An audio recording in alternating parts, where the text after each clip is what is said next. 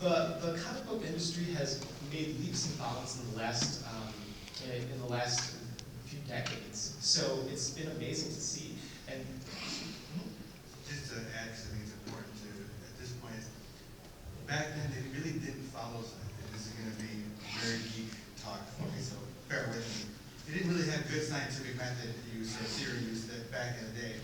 As things developed, they tried to utilize that, and an example I can give, and they put it on TV and music, is the idea of violent television or violent music causes violent children. You guys ever heard that saying, that thing? Then you look it up and you see, like, what does it mean, blah, blah, blah, and you have one research say, yeah, it does, blah, blah, blah. That's actually scientifically inaccurate. That's not exactly how it goes. If you actually read the literature and the research, they're correlational studies. And correlational studies essentially are just two things existing at the same time or two things not existing at the same time. That's what a correlational study is. And in statistics, we say that this line, correlation does not cause causation. So correlation does not mean causation. So in other words, just because those two things are existing together, it doesn't mean one causes the other. It just means those two things happen at the same time. So what we have is a correlational study that violent television and violent children are existing at the same time. And I think it's a 0.68 statistical value, which really isn't much. But it's still statistically significant. So you have those two things occurring at the same time. And that was the idea that they used in comic books, is that, well, you got kids that are acting out reading these comics. Again, correlation does not mean causation.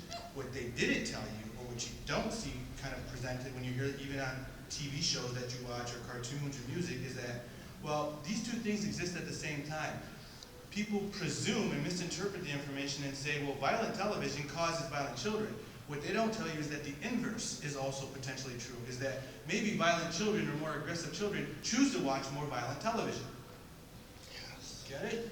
That's where the misnomer is, and that's where the research is actually presents it accurately, but it's misinterpreted, is that we really don't know what causes what. We just know two things exist at the same time. But we really don't have enough research to support this causes this indefinitely. What we know is that it's a factor. So it's one of many things, but not the thing.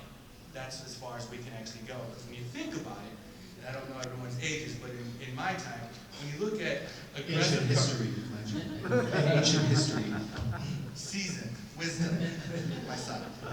So in a few years ago, not too long ago, you know, when you think about violent television, anyone remember the Roadrunner? Yeah. How many times did Wile E. Coyote get killed? How many times did Jerry beat up Tom? I mean, it was aggressive. You know, the difference is that they actually had moralistic themes that they really don't have in newer shows now, but the violence was still there. And actually, if you ever watched the Flintstones, the sexual innuendos in the Flintstones is crazy. If you go watch,